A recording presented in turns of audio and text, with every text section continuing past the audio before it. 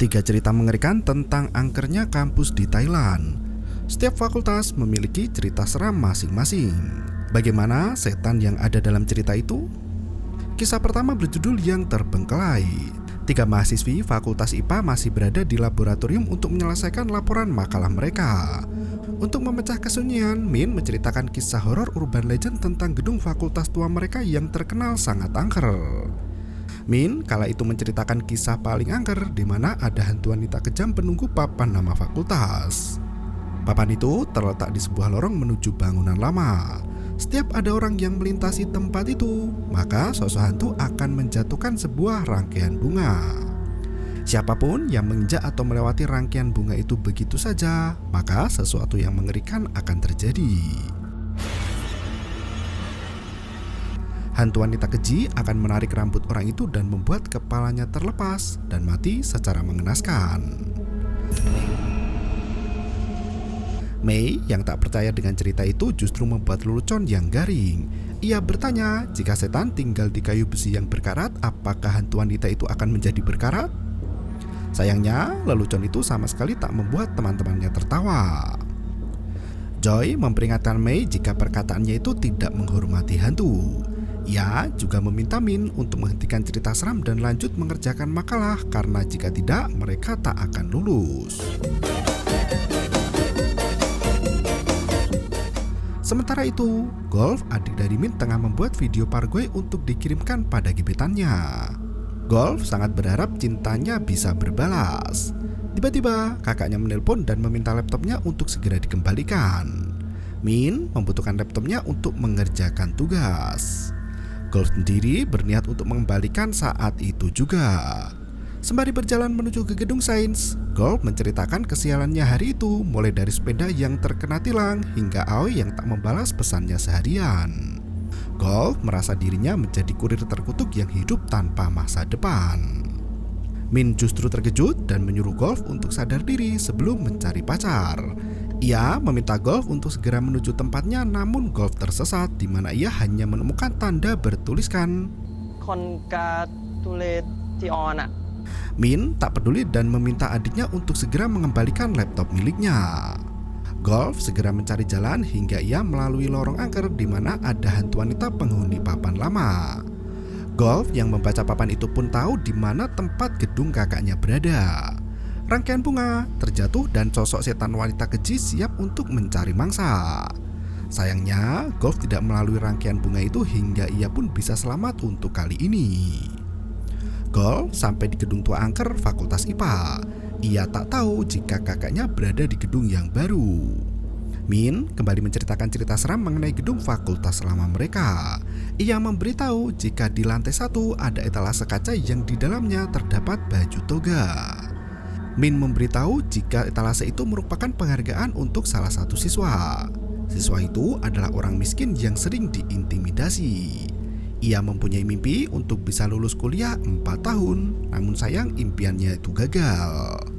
Ketika hari kelulusan, siswa yang gagal itu mengenakan toga dan memilih untuk mengakhiri hidupnya. Semenjak saat itu, setiap hari semenjak kelulusan, ada siswa yang meninggal dengan cara yang tak wajar. Di saat yang bersamaan, Golf masuk ke gedung lama Fakultas IPA. Tanpa rasa takut, ia berusaha mencari kakaknya yang tak ada di ruangan itu. Golf melihat etalase dengan baju toga di dalamnya. Tanpa tahu sejarah baju yang ada di sana, Golf mengejek dan mempertanyakan kenapa fakultas memajang toga jelek dan kotor di sana. Sosok yang memakai baju toga mulai bergerak mengikuti Golf yang berlalu. Golf terus berjalan tak tentu arah hingga ia melihat struktur organisasi dosen yang ada di dinding lorong. Baru berjalan beberapa langkah, Golf terjatuh karena terpeleset botol dan hal itu membuatnya pingsan seketika. Min memberitahu jika siapapun yang menantang hantu itu, maka ia akan ditemukan tewas dengan usus yang terburai keluar.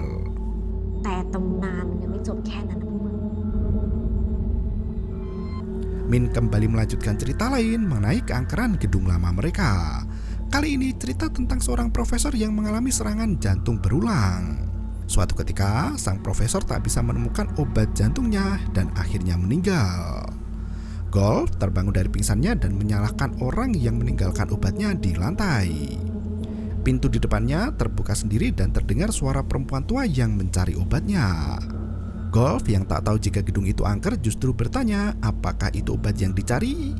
Ia pun berniat mengembalikan obat itu, namun dari arah lain muncul hantu toga yang berjalan mengeluarkan cairan hitam dari mulutnya. Bukannya takut, Golf justru bertanya apakah hantu itu baik-baik saja. Ia bahkan mengira jika hantu itu mengalami serangan jantung. Golf berlari untuk memberikan obat serangan jantung itu, namun sosok di balik pintu memintanya untuk berhenti. Tiba-tiba pesan yang ditunggu Golf akhirnya datang. Aoi membalas pesan darinya. Golf yang terlena lupa dengan situasi yang tengah terjadi. Dengan harap-harap cemas, Golf menantikan balasan dari Aoi yang hanya sepotong-potong. Ia bahkan tak peduli lagi dengan setan yang ada di sekelilingnya.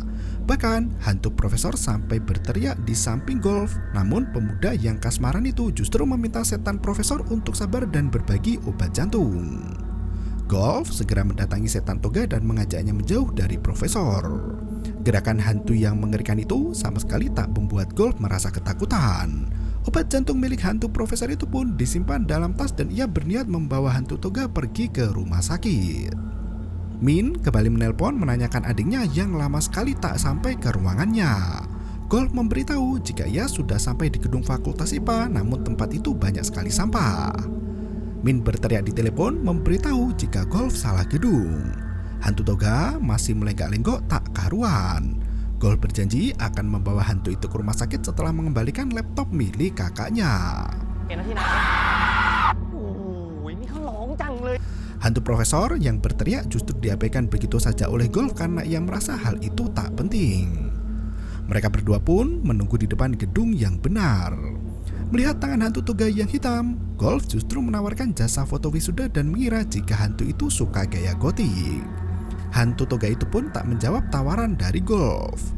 Golf mengira jika hantu itu tak punya uang dan justru memberikan diskon. Tiba-tiba hantu toga kembali menggeliat dan memuntahkan darah. Golf segera mencarikan obat jantung itu, namun tiba-tiba Min datang mengejutkannya. Kakak Golf itu langsung marah-marah karena adiknya lama untuk mengembalikan laptopnya. Min memperingatkan Golf untuk berhati-hati karena banyak hantu. Golf tertawa dan memberitahu jika ia sudah berkeliling gedung namun sama sekali tak melihat ada hantu. Ia hanya bertemu dengan profesor dan seorang mahasiswi yang melakukan foto kelulusan. Min terkejut dan mempertanyakan siapa orang yang berfoto larut malam. Min menyalahkan Golf karena ia tak bisa segera menyelesaikan makalahnya. Min pun bergegas kembali dan sosok hantu toga mendatanginya dan menandai lokasi tempat Min mengerjakan tugas. Di dalam lab sendiri, Mai kaget mendengar suara tawa mengerikan. Ternyata itu adalah Joy yang membaca novel horor. Mai bertanya kemana perginya Min. Joy memberitahu jika Min mengambil laptop yang dibawa oleh adiknya di parkiran. Joy mengungkapkan kekagumannya pada Min yang berani pergi sendiri setelah menceritakan cerita seram. Mai menenangkan temannya dan memberitahu jika hantu tidak ada di gedung baru. Mereka hanya ada di gedung lama. Tiba-tiba hantu toga sudah berada di dalam ruangan mereka. Mai dan Joy keheranan melihat penampakan itu. Dengan berani, Mai datang mendekat dan menawarkan bantuan. Tiba-tiba Mai dan Joy berniat untuk keluar dan justru bertemu Min yang baru masuk ke dalam ruangan. Mereka berdua menunjuk hantu toga yang ternyata di belakang Min ada hantu profesor yang meminta obatnya dikembalikan.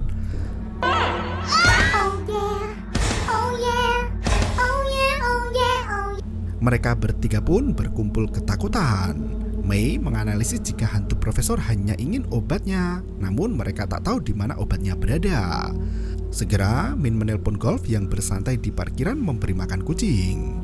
Min dan dua temannya panik bukan kepalang mencari obat yang menurut Golf ada di tas laptop Min.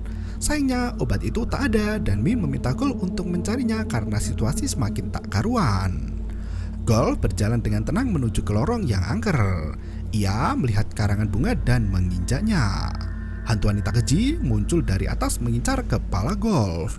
Pria itu pun berlari menjauh dan tak mengambil obatnya yang tergeletak di jalan itu. Sementara Min dan yang lain dikepung oleh dua hantu. Mereka berusaha untuk menghindar hingga akhirnya Golf menelpon kakaknya dan mengabarkan jika ada hantu wanita keji dan ia tak bisa lagi membantu Min. Dengan tenang, Min menyemangati adiknya dan memberitahu jika hantu itu tak bisa meraih manusia jika Golf menunduk. Min memohon pada adiknya untuk membantu mengambilkan obat jantung yang ada di sana. Golf perlahan jongkok dan mendekati botol itu. Ketika hendak diambil, Min kembali menelpon dan hal itu membuat Golf merasa jengkel.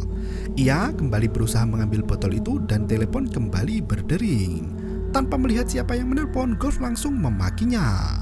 Ia tak sadar jika Aoi yang menelpon kala itu.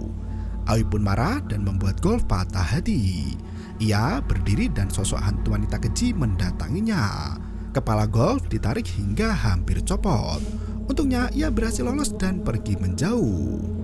Golf menelpon kakaknya dan mengatakan jika ia tak bisa membantu lagi. Min dan dua temannya yang dikepung berhasil keluar. Namun sayang, dua hantu mengejar mereka dari dua sisi. Golf yang termenung tiba-tiba menjadi semangat setelah membaca motivasi yang ada di taman. Ia mengenakan helm dan motor untuk menghindari wanita keji itu. Benar saja, ketika lewat, hantu wanita keji hanya mengambil helm milik Golf dan ia berhasil membawa obat yang terjatuh di lantai. Ia segera pergi menyelamatkan kakaknya. Botol itu dilempar ke arah profesor dan satu hantu berhasil diatasi. Kini tinggal hantu yang mencekik leher Min. Golf berusaha menyelamatkan kakaknya, namun hantu itu justru mengatakan jika dirinya tak lulus, maka tak ada yang boleh lulus. Golf mempunyai ide dan tiba-tiba dia memotret hantu itu. Golf memberikan motivasi jika sebenarnya hantu itu sudah lulus dan telah berjuang sampai akhir. Ia mengucapkan selamat dan meminta teman dari kakaknya untuk berfoto bersama. Hantu toge itu pun menghilang dan teror malam itu berakhir. Min sangat berterima kasih pada adiknya dan mengatakan jika Golf telah lulus kuliah. Kisah kedua berjudul Sorakan Terakhir. Cerita diawali dari 3 mahasiswa yang masuk ke dalam gedung universitas untuk mencari benda yang bisa digunakan untuk ospek mahasiswa baru. Mereka hanya mengambil satu spanduk bertuliskan kelas 37. Ketika spanduk itu dibawa keluar dari gudang, pintu gudang tertutup dengan sendirinya membuat mereka sangat terkejut. Semua benda yang ada di dalam gudang sudah tak terpakai lama dan menyimpan sebuah misteri yang mengerikan. Berganti ke beberapa tahun sebelumnya, Tai merupakan mahasiswa baru yang masuk universitas. Ia yang tengah bersantai di atap gedung didatangi oleh Fai dan Sini yang menawarkan Tai untuk masuk ke dalam unit kegiatan mahasiswa pemandu sorak. Tai sendiri awalnya ragu karena ia sama sekali tidak mempunyai pengalaman. Fai menuturkan jika menjadi pemandu sorak adalah hal yang mudah. Mereka hanya perlu membolak-balikan tangan dan tebar pesona. Fai juga akan memasukkan Tai ke dalam grup kelas agar ia bisa memantau perkembangan. Dari tangga terlihat seorang gadis teman dari Tai. Sini terkejut melihat perempuan yang menatapnya dengan aneh. Tai menjelaskan jika itu adalah Meisa, teman SMA-nya dulu. Fai meminta Tai untuk mengajak Meisa bersama mereka. Setelah berkenalan, mereka justru menjadi canggung. Fai pun beralasan mengajak Sini pergi agar bisa meninggalkan Meisa dan Tai berdua. Meisa cukup kecewa karena mengira jika kedatangannya adalah untuk membaca buku bersama dengan Tai. Meisa juga menanyakan kembali tempat rahasia mereka yang sudah diketahui orang. Tai menjelaskan jika rooftop itu tetap menjadi tempat rahasia mereka, namun tak ada salahnya mereka berbagi dengan orang lain. Shiny berteriak pada Tai jika dirinya akan mengajak banyak orang dan hal itu akan menjadi lebih seru karena ternyata rooftop itu adalah tempat nongkrong yang bagus. Meisa yang mendengar itu pun tak keberatan jika tempat tongkrongannya dipakai oleh banyak orang. Tak berselang lama, Fai mengajak Tai dan Meisa untuk kembali karena acara sudah akan dimulai. Dalam perjalanan menuju tempat acara, Fai mengajak Tai untuk nongkrong di kafe setelah acara usai. Tai sangat senang dengan ajakan itu, namun ia akan mengajak Meisa juga karena Fai tak ingin meninggalkan Meisa sendiri. Ketika melewati sebuah gudang, pandangan Meisa menjadi terfokus pada ruangan itu. Tiba-tiba ia menjatuhkan buku yang dibawanya. Tai meminta kedua temannya untuk pergi terlebih dahulu. Ia menjelaskan jika Meisa hanya bengong dan ia sering melakukan hal itu. Fai awalnya berniat untuk menunggu, namun Tai memaksa mereka untuk kembali terlebih dahulu. Tai segera menyusul Meisa yang masuk ke dalam gudang. Ketika ditanya, Meisa sama sekali tak ingat masuk ke dalam gudang itu. Terdengar suara yang bergerak dari dalam dan segera Tai menutup pandangan Meisa dengan kertas. Tai yang tahu jika Meisa merupakan seorang indihome mencoba menenangkannya dan memaksa Meisa untuk mengabaikan penampakan itu. Tai mengingatkan perkataan ketika orientasi di mana mereka harus bersikap normal. Tai dan Meisa merupakan orang indihome yang dianggap aneh ketika masih SMA. Mereka ingin memulai hidup baru dengan bersikap seperti orang normal yang tidak melihat penampakan di sekitar. Tai menjelaskan jika dirinya sudah mendaftar UKM pemandu suara agar bisa normal seperti yang lain. Meisa masih ketakutan dengan penampakan dan ia tak bisa mengabaikannya begitu saja. Meisa hanya ingin berdua menghadapi semuanya dengan Tai, namun Tai mengingatkan jika mereka sudah kuliah dan harus mencari banyak teman tidak seperti ketika masih SMA dulu. Para mahasiswa masuk ke dalam ruangan satu persatu. Fai dan Shinny sudah berada di barisan dan duduk dengan tenang. Mereka berdua saling bergosip membicarakan mahasiswa baru yang hadir. Begitu Tai masuk ke dalam ruangan, Fai segera mengajak temannya untuk duduk di belakangnya. Meisa tampak sangat khawatir dan ketakutan. Tai terus menenangkan temannya itu agar bisa bersikap dengan normal. Tai kembali meminta Meisa untuk mengabaikan jika ada setan yang muncul di hadapannya. Senior pun masuk ke dalam ruangan dan memperkenalkan diri. Cho sebagai ketua panitia orientasi tahun itu pun memaparkan kegiatan pertama mereka dengan menyanyikan lagu sekolah bersama-sama. Cho meminta mahasiswa baru untuk bernyanyi bersama dan ketika ada kesalahan maka musik akan berhenti dan harus diulang dari awal. Selain itu, Cho menjelaskan ada mantan senior yang datang dan mengamati acara kegiatan kampus yang bernama Ming. Fai bertanya maksud dari mantan senior. Shiny menjelaskan jika mantan senior adalah mahasiswa yang sudah lulus namun kurang kerjaan. Jadinya ia mengikuti kegiatan mahasiswa sebagai mantan senior. Cho memberitahu jika mereka akan mencontohkan terlebih dahulu dan para mahasiswa bisa mengikutinya setelah usai. Selesai memberi contoh, para senior memberikan kesempatan mahasiswa baru untuk bernyanyi. Fai memberi aba-aba agar mereka bernyanyi secara bersama-sama. Percobaan pertama tidak berhasil dengan baik. Dan ketika percobaan yang kedua, Meisa tiba-tiba kerasukan dan menyanyikan lagu yang berbeda. Hal itu tentu menghentikan musik dan membuat Ming menjadi heran. Tai berusaha menyadarkan temannya dan memberitahu jika Meisa menyanyikan lirik yang salah. Namun Meisa mengatakan jika ia menyanyikan lagu yang benar. Fai berbalik badan dan memberitahu jika Meisa melantunkan lagu lain. Nyanyian pun dimulai kembali dan Meisa hanya terdiam memperhatikan ruangan di belakang Ming. Mantan senior itu menghentikan musik dan memandang ke arah Meisa. Lampu mulai berkedip dan Meisa melihat penampakan kaki yang tergantung di balik pintu. Tai yang mengetahui jika temannya melihat hantu mencoba menenangkannya. Namun justru sosok yang muncul di balik pintu membuat Meisa berteriak ketakutan. Notch mencoba menenangkan Meisa dan ia bertanya pada Cho apa yang harus dilakukan. Cho yang terlihat ketakutan pun memberi waktu untuk beristirahat. Tai pun menemani Meisa untuk keluar mencari udara segar. Meisa meminta maaf pada Tai dan berjanji jika kejadian itu tak akan terjadi lagi. Tai tak mempermasalahkan hal itu dan ia kembali mengingatkan tentang kejadian yang menyenangkan di masa lalu agar Meisa tak kembali takut. Sementara itu, beberapa senior menyalakan dupa untuk berdoa agar mereka tidak diganggu oleh hantu. Shiny menemukan sosial media yang menyebutkan jika Meisa bisa melihat hantu. Ia yakin jika apa yang terjadi pada Meisa barusan adalah karena ada hantu yang muncul di ruangan mereka. Cho dan Nutch mendapat omelan dari mantan senior tentang apa yang terjadi. Nutch hanya bisa mengatakan jika Meisa tak bisa melanjutkan acara malam itu. Mengetahui jika tangan Meisa dingin, Tai berniat untuk mengambilkan jaket untuk sahabatnya. Namun Meisa justru memilih jika dirinya ingin pulang ke rumah.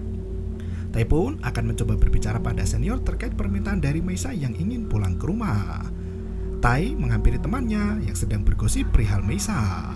Mereka mendesak Tai untuk berbicara jujur dengan apa yang terjadi. Tai membela Meisa dan memberitahu jika Meisa bisa melihat hantu hanyalah gosip semata. Ia bertanya pada teman-temannya, semisal jika benar Meisa bisa melihat hantu, apakah mereka akan berhenti menjadi temannya? Fai dan Sini pun tak bisa berkata apa-apa.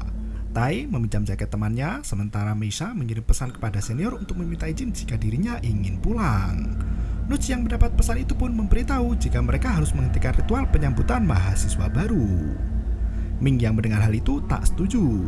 Ia tetap ingin acara berlangsung apapun yang terjadi. Akhirnya, Meisha diberi kelonggaran untuk berada bersama di belakang para senior. Tai datang dan duduk di depan Meisha, namun tingkah aneh Tai membuat Meisha merinding. Ternyata itu bukanlah Tai yang asli karena Tai baru saja datang dan memberikan jaket untuknya. Tai memberitahu jika para senior akan memberikan keputusan. Nuts pun mengajak Meisha dan Tai ke depan mahasiswa. Chow memberitahu jika Meisha tak bisa pulang dan harus mengikuti acara sampai selesai. Ming mendesak Meisha untuk mengatakan apa yang terjadi. Meisha yang hanya berdiam diri terus didesak hingga akhirnya ia memberitahu jika ada hantu di depan Ming. Mantan senior itu tak percaya dan justru menuduh Meisha mengarang cerita. Ia mempertanyakan siapa lagi yang bisa melihat hantu pada para mahasiswa. Tak ada satupun orang yang mengaku, termasuk Tai. Tiba-tiba muncul sosok-sosok mengerikan di atap menyanyikan lagu sekolah mereka. Meisha sangat terkejut hingga akhirnya ia muntah di tubuh Fai. Fai mencoba untuk tenang dan meminta Tai dan Meisha untuk pergi. Mereka berdua pun pergi ke lantai atas untuk merenungi apa yang terjadi. Tiba-tiba, Tai sudah kehilangan Meisha. Ia masuk ke dalam gudang dan mendengar suara tangisan perempuan. Awalnya, Tai mengira jika temannya itu masuk ke dalam gudang. Namun ternyata suara itu berasal dari penunggu gudang itu. Tai berusaha mengabaikan sosok itu dan berlari ke rooftop. Di sana, Meisha sudah terduduk diam tanpa menjawab pertanyaan dari Tai. Meisha hanya menyalahkan Tai karena ia tak membantunya. Tai mengelak dan mengatakan jika ia sudah sangat membantu Meisha. Jawaban itu tak membuat Meisha puas. Ia ingin Tai juga mengakui jika dirinya bisa melihat hantu. Tai tak terima disalahkan karena ia tak ingin menjadi orang aneh hanya karena bisa melihat setan. Ia hanya ingin menjadi normal dengan mengabaikan segala bentuk penampakan. Meisha terus menyalahkan Tai atas apa yang terjadi pada dirinya. Mendengar semua kalimat yang menyudutkannya, Tai tak terima. Ia memberitahu jika dirinya selalu membela dan mendukung Meisha dimanapun. Setiap kali dirinya mendapatkan teman baru, Tai selalu mengajak Meisha dan berusaha menghiburnya. Tai merasa Meisha menjadi orang egois yang hanya ingin diperhatikan dan didukung apapun yang terjadi, tapi ia tak peduli dengan orang yang telah mendukungnya. Tai merasa sudah sangat lelah dengan apa yang terjadi dan mengajak Meisha untuk kembali masuk ke dalam. Tiba-tiba sosok hantu jatuh di hadapan mereka berdua. Tai berusaha keras untuk mengabaikan penampakan itu. Meisha merasa sakit hati ketika Tai berusaha mengabaikannya sama seperti ketika Tai mengabaikan hantu yang muncul. Meisha masih marah terutama ketika Ming menanyakan apakah Tai bisa melihat hantu atau tidak. Tai menjawab jika dirinya tak bisa melihat hantu dan Meisha merasa temannya itu telah meninggalkan dirinya. Meisha memberi pesan untuk tidak mengabaikannya kali ini. Ia pun memilih untuk mengakhiri hidup dengan terjun dari lantai atas secara langsung. Mahasiswa yang berada di bawah menjadi heboh karena ada siswa yang jatuh. Sementara itu, Ming, sang mantan senior pengangguran, mulai ketakutan dan samar-samar mendengar suara nyanyian lagu sekolah. Semenjak saat itu, peralatan untuk ritual ospek disimpan dalam gudang. Tai kini selalu menganggap Meisha ada di sampingnya hingga lulus kuliah. Kisah ketiga kali ini berjudul C, bercerita tentang pemuda bernama Chad. Mahasiswa jurusan kedokteran itu mempunyai penyakit epilepsi yang seharusnya tak bisa menjadikannya seorang dokter. Malam itu Chad mendengar podcast dari teman wanitanya yang bernama Tang. Tang kala itu menjelaskan beberapa hal yang akan menghambat seseorang untuk menjadi dokter dan salah satunya adalah penyakit epilepsi. Dokter yang mempunyai penyakit epilepsi akan dilarang untuk melakukan operasi. Jika penyakit epilepsi sudah sangat parah, maka orang itu tidak akan mempunyai kesempatan sama sekali untuk menjadi dokter. Tan pun mendengar podcast lain yang bercerita tentang kejadian horor. Tang memperingatkan Chad untuk berhati-hati karena pemilik asli dari ranjang yang Chad pakai akan kembali setiap tahun. Pemilik asli ranjang Chad merupakan mahasiswa kedokteran sama seperti mereka. Tang menjelaskan jika mahasiswa itu mati tertabrak mobil di hari peringatan kampus yang ke-30. Rumor yang beredar, sosok itu masih ingin melanjutkan studinya dan ingin menjadi seorang dokter. Maka dari itu, setiap malam peringatan, sosok itu akan kembali ke kamar dan mencari ranjangnya. Tang menjelaskan cara untuk menghindari sosok itu. Chad yang ketakutan pun tak melanjutkan mendengarkan podcast dari Tang. Teman kamar Chad terbangun dan terkejut. Chad masih belum tidur. Di pagi buta, Chad pergi ke halte bus universitas untuk menunggu Tang. Ia langsung menanyakan perihal podcast horor milik Tang yang dikirim padanya. Tang menjelaskan jika podcast itu adalah untuk Chad seorang. Chad terkejut dan memberitahu jika ia sudah mengirim semua podcast dan berkas pada sang profesor. Mendengar hal itu, Tang tak bisa berkata-kata. Ia bisa mendapatkan masalah jika itu benar terjadi. Untungnya, Chad hanya bercanda dan hal itu membuat Tang merasa lega. Tang mendesak Chad jika ada hal yang ingin dikatakan. Chad terlihat menyembunyikan sesuatu yang penting dari Tang. Ia tak mau mengatakan dan hanya memberitahu jika dirinya akan belajar di dalam asrama nanti malam. Tang mencoba menakuti Chad, namun Chad sama sekali tak terpengaruh. Ia juga meminta Tang untuk konsentrasi belajar agar bisa mengerjakan kuis di fakultas. Esok paginya, mahasiswa baru menjalani sumpah kode etik kedokteran. Waktu itu bertepatan dengan hari ulang tahun universitas yang ke-70. Setiap mahasiswa mendapat pin peringatan yang bisa dipakai ketika perkuliahan. Selesai melakukan sumpah kode etik, mahasiswa yang tinggal di asrama pulang untuk melakukan liburan dan belajar di rumah masing-masing. Chad memilih untuk tetap berada di asrama dan belajar di sana.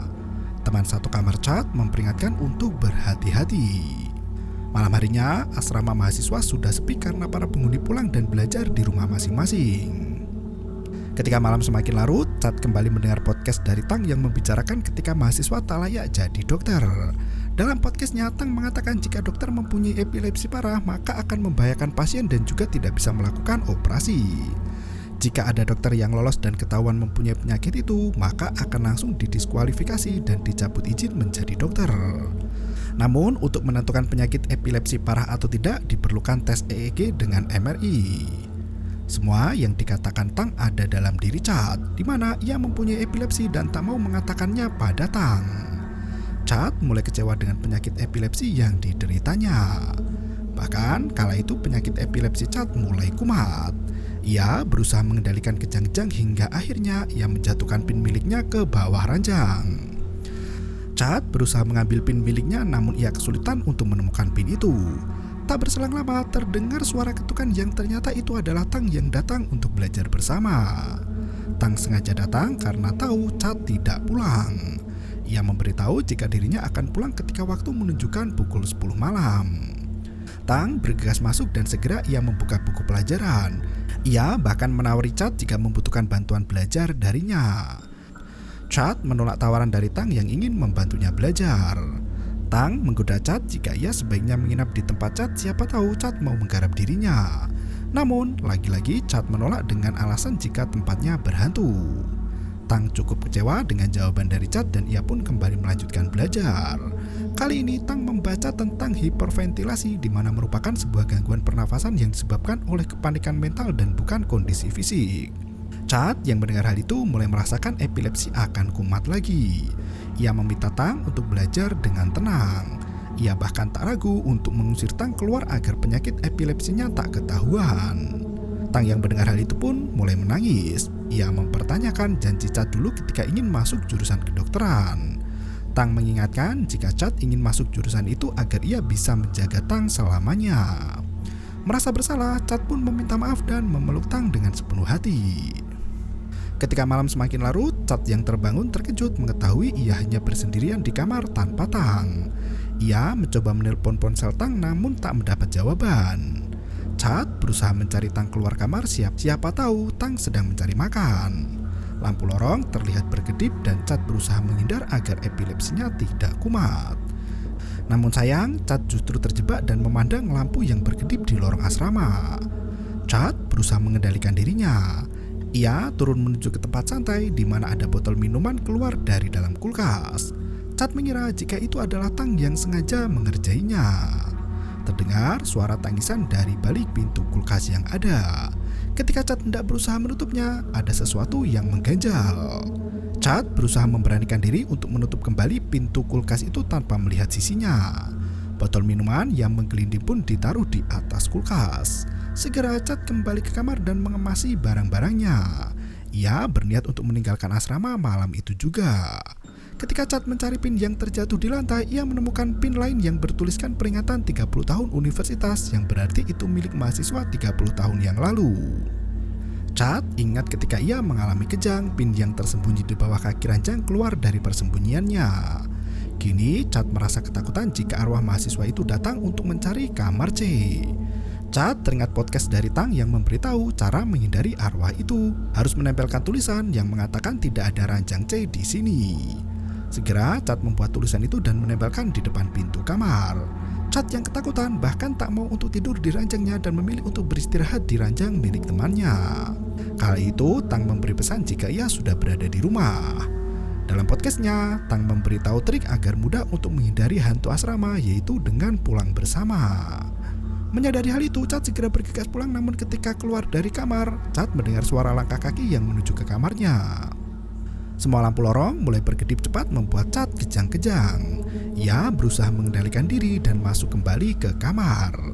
Epilepsinya yang parah membuatnya terjatuh dan pingsan ketika kepalanya mengenai ranjang besi. Tepat pukul 2 dini hari, Chad terbangun namun kaki dan tangannya tak bisa digerakkan. Lampu mulai berkedip dengan cepat dan mati seketika. Pintu kamar terbuka dengan sendirinya dan terdengar suara mobil yang mengalami kecelakaan dari luar gedung. Chad berusaha untuk bangkit namun tubuhnya sama sekali tak bisa digerakkan. Muncul sosok bayangan dari luar jendela kamar Chad. Sosok hantu itu mulai berjalan mendekati pintu dan menyobek kertas yang Chad tempelkan. Tulisan yang awalnya berbunyi jika tak ada ranjang C di sini menjadi ada ranjang C di sini. Sosok hantu berbentuk tak karuan berjalan mendekati Chad dan menghilang begitu saja. Tiba-tiba kepala Chad ditarik keluar dari ranjang dan membuatnya terkapar di lantai. Hantu itu naik ke atas ranjang Chad dan mencari pin miliknya yang dulu telah hilang. Melihat ada kesempatan untuk kabur, Chad bergegas keluar dari kamar untuk mencari bantuan.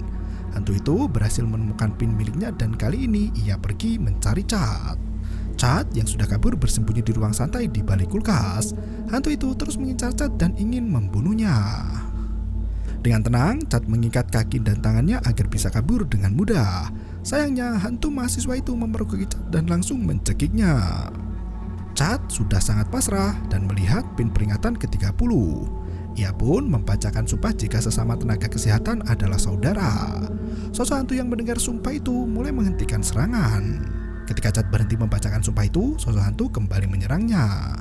Chad berusaha membaca sumpah hingga selesai dan hantu itu pun menghilang seketika. Chad berhasil keluar dari gedung ketika hari sudah mulai terang.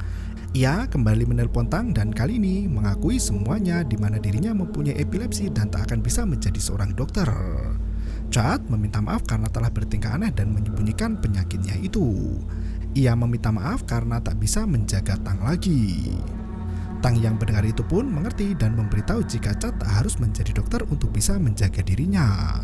Sementara itu, sosok hantu sudah berada di kamar Chad dan menghilang dengan meninggalkan kembali pin di bawah ranjang. Dan kisah pun berakhir. Ketiga cerita seperti Urban Legend di hantu kampus Thailand. Berbeda dengan sequel sebelumnya, di seri kedua ini cerita lebih menyambung dengan judul film. Terima kasih dan sampai jumpa. Yo, bermau itu ketarep.